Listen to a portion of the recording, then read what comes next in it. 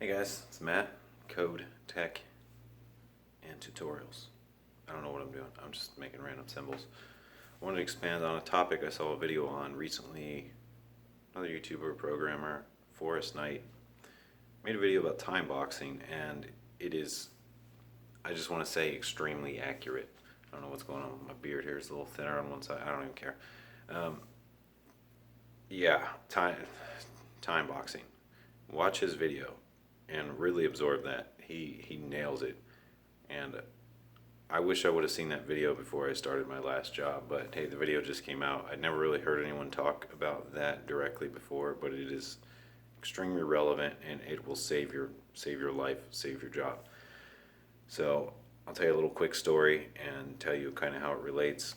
Basically, you can't spend unlimited time on every program. When you're doing some kind of duty or job and have to get just some amount of code done or something done and you just can't, you need to stick to some kind of time box. You need to have a limit. You need to have like a list of things that you need to get done within a certain amount of time, and you need to pick them apart one by one.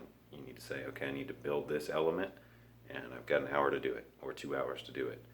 And you spend that time and you need to gauge very carefully how you're doing. If you're an hour in and you don't feel like you're going to get it done by 2 hours, you need to go check with someone else who knows how to do this, or you think knows how to do this, as soon as possible. Because an hour of time of really focusing in on a problem is enough time to do some digging online, read through the core documentation of it, and try to hammer out a little example or a build or a sample. And then you should be able to take the next hour to clean it up and make it nice. That's just kind of a random scenario. Your time limits will vary, but in this example, that's what we're going with.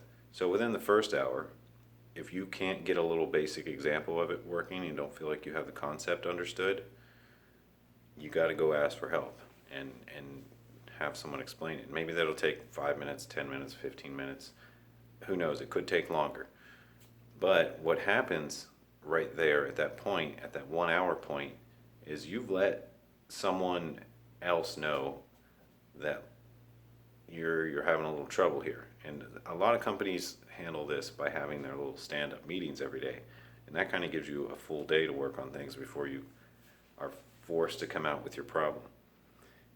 And it's not like you have to reveal your problem, but if you don't, it looks really bad on you, because later you reveal your code or whatever it is and it's just not done, and then your boss is like, so what are you even doing? I didn't hear anything from you, it's just not done. And then it makes you look really bad. It doesn't make sense for a company, or even yourself working on your own company, to stay in the same position on the same thing without making any progress. Because a lot of times when a concept is hard to get, it's because you're starting in the middle or at the top level and you didn't get the basic level. Like if you try to do multiplication and division without learning addition and subtraction first, it's going to be ridiculously hard, because you're not going to understand the underlying concepts of, multiplying is just basically adding that many times. And so that's the way to look at it. So a lot of times when you're stuck on something that hard and then you reveal your problem, someone else will be like, oh, okay, you need to look at this first, and then you look at that and it all clicks and you're good. So the point of the time boxing is you set limits on how much time you're spending on stuff, so you don't end up wasting whole days, whole weeks, everybody's time working on something that ultimately isn't going to get solved without you going to someone else. So being a coder is surprisingly social. You always hear about programmers and coders being like, basement dwellers, never talking to anybody. But to be a good one, I mean, maybe some of them are fine doing it completely solo. But to be a good one, that you often have to be really social and really improve your social skills, because you got to learn from others. And people aren't going to want to teach you, or won't even know you need taught, if they don't know you have a problem. Now we're in a world of YouTube where you can see stuff like this and a lot of other stuff and a lot of articles online, and often you can find something that hits home, But more often than not, at least from what I've found, you cannot find something that hits home. And so that's why you really need the social skills and to not be afraid to go ask somebody for help. Now, one of the problems I've ran into recently is I have no one to go to for help. I'm working on things where I don't know a single person in real life that understands the concept and can explain it or break it down. And that is troubling. There's a little bit of information online, it's scattered, it's not done quite how I would prefer to do it or something like that. So it just makes it hard, and you just have to break it down. And it's important, I think, in those cases to still time box, only spend a certain amount of time on it when you feel like working on it, and just set some sort of timer. A lot of people do the Pomodoro stuff. I found that Pomodoro didn't work for me. I tried it in a lot of different ways. It basically just annoyed me, and I just stopped doing it. It didn't make me actually seem to work more.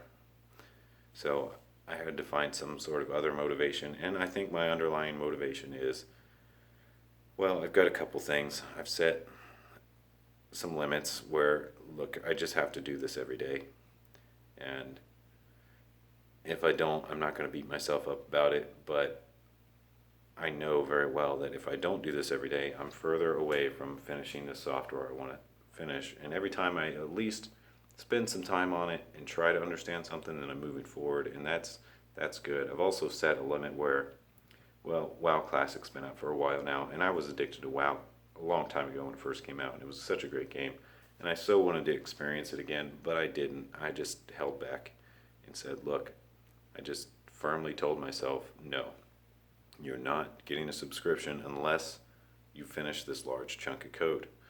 And this feature that I've been stuck on for my little game engine is the limiting factor here. So when I do finish it and when it does work good, I'll play some WoW.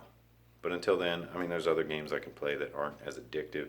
But if I get stuck in the WoW rabbit hole or sucked into the WoW rabbit hole, I know my odds of finishing this software in a timely manner are going to go down because, well, I've learned from experience before.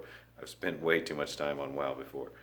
And it's fun. It's a honestly, well, everyone's going to have varying opinions on this, but I thought it was a great life. I absolutely loved playing WoW back when it was in its prime for me. That was some of the best experiences of my life.